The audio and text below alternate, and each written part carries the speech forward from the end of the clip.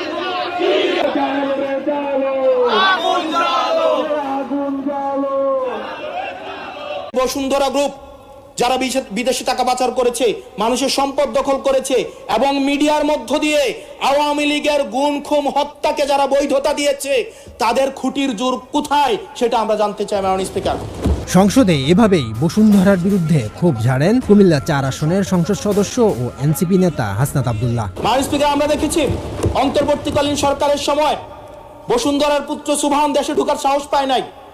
আমরা দেখেছি আনবির দেশে ঢোকার সাহস পায় নাই। কিন্তু এই সরকার নির্বাচিত হয়ে আসার পরে আমরা দেখেছি সদর্বে এই সুবহানের পুত্র এই ধর্ষক দেশে ঢুকেছে মাননীয় স্পিকার। সংসদে দেয়া বক্তব্যে হাসনাত বলেন, বসুন্ধরার বিরুদ্ধে যারাই কথা বলে তাদের বিরুদ্ধেই মিডিয়া লেলিয়ে দেওয়া হয়। মাননীয় স্পিকার, এই বসুন্ধরার বিরুদ্ধে যারা কথা বলে তাদের বিরুদ্ধে মিডিয়া লেলিয়ে দেওয়া হয়। হাসনাতের এমন বক্তব্যে উত্তাল হয়ে ওঠে নেট দুনিয়া। অনেকটা নড়ে চড়ে বসে বসুন্ধরা গ্রুপ। মসজিদের অর্থ বরাদ্দে হাসনাতের নৈরাজ্য সহ একের পর এক ফটোকার্ড আপলোড করতে থাকে তারা।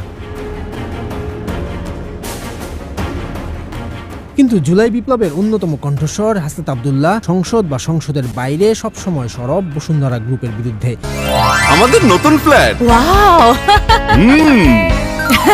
নতুন সোফা, সোয়ান ফোম। তাদের এসব সংবাদের বিরুদ্ধে যেন তেলে বেগুনে জ্বলে ওঠেন হাসনাত। পাল্টা জবাব দেন তিনি, বলেন জনগণই আমার প্রমোটর, তারাই আমার প্রোটেক্টর। জনগণই আমার প্রমোটর, জনগণই আমার ক্রিটিক, জনগণই হচ্ছে আমার প্রোটেক্টর। এই যে মিডিয়াগুলো, যতগুলো মিডিয়া, আমি তো আপনাদেরকে আমি সাংবাদিকদেরকে সম্মান করি, কিন্তু মিডিয়া মালিক আপনারা যারা আছেন, আপনারা ব্যাংক ঋণ খেলাপি আপনারা যারা আছেন, আপনারা যারা দুর্নীতি করেন, দেশের টাকা বিদেশে পাঠান, আপনাদের নিজস্ব চরিতার্থ হাসিল করার জন্য সাংবাদিকদেরকে, রাজনীতিবিদদের পিছনে লেলিয়ে দেন, আমি তো আপনাদেরকে গুনি না। কারণ আমি জানি আমি কারো টাকা খাই নাই, আমি জানি আমি কারো কাছ থেকে একটা টাকা আমি চুরি করি নাই, আমি জানি। এবং কেউ বলতে পারবে না, নো ওয়ান, একজন ব্যক্তি আমার সামনে এসে বলতে পারবে না, কোনো তথ্য প্রমাণ কিচ্ছু দিতে পারবে না, কারণ আমি করি নাই। ভিডিও বার্তায় হাসনাত আরো বলেন, ঋণ খেলাপি মিডিয়া মালিকদের পাহারা দিতেই শত কোটি টাকা দিয়ে মিডিয়া খোলা হয়। এই মিডিয়াগুলো তো চালায় ব্যবসায়িক প্রতিষ্ঠান, বিভিন্ন কোম্পানির পাহারাদার হিসেবে মিডিয়াগুলোকে রাখছে। তারা যেন ঋণ খেলাপি করলে, ধরেন একজন 5,000 কোটি টাকা ঋণ খেলাপি করছে, তার ঋণ খেলাপিটাকে পাহারা দেওয়ার জন্য সে 200 কোটি টাকা দিয়ে একটা মিডিয়া করে।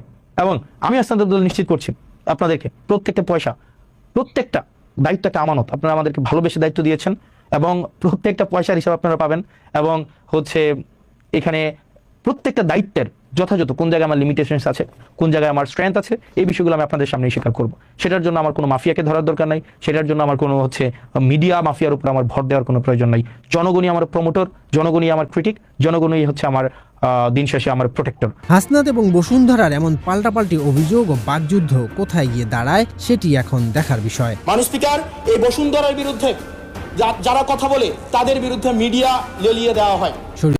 জুলাই করছে ঝাড়খণ্ড, জামাত শিবির রাজাকার, জুলাই কি তোর বাপ দাদার, জামাত শিবির রাজাকার, জুলাই কি তোর বাপ দাদার, জামাত শিবির রাজাকার, জুলাই কি তোর বাপ দাদার, জামাত শিবির রাজাকার, জুলাই করছে ঝাড়খণ্ড, জামাত শিবির রাজাকার, জুলাই কি তোর বাপ দাদার, জামাত শিবির রাজাকার, 71-এর শত্রু যারা, বাংলাদেশের শত্রু তারা, একাত্তরের শত্রু যারা, বাংলাদেশের শত্রু তারা, একাত্তরের শত্রু যারা, বাংলাদেশের শত্রু তারা, 90-এর শত্রু যারা, বাংলাদেশের সম্মানিত দর্শক, আশা করি সকলে পুরো ভিডিওটি দেখলেন। এই ভিডিও সম্পর্কে অবশ্যই আপনাদের মতামত ভিডিওর কমেন্ট বক্সে লিখে জানাবেন। দর্শক, এই ধরনের প্রতিনিয়ত আপডেট ভিডিওগুলো সবার আগে পেতে অবশ্যই চ্যানেলটিকে সাবস্ক্রাইব করে পাশে থাকা বেল বাটনটি অন করে রাখবেন পরবর্তী ভিডিওগুলো সবার আগে পাওয়ার জন্য। আজকের মতো ভিডিওটা এখানে শেষ করলাম, দেখা হচ্ছে পরবর্তী ভিডিওতে। সেই পর্যন্ত ভালো থাকবেন, সুস্থ থাকবেন, এই কামনা করে বিদায় নিলাম। আসসালামু আলাইকুম ওয়া রাহমাতুল্লাহ।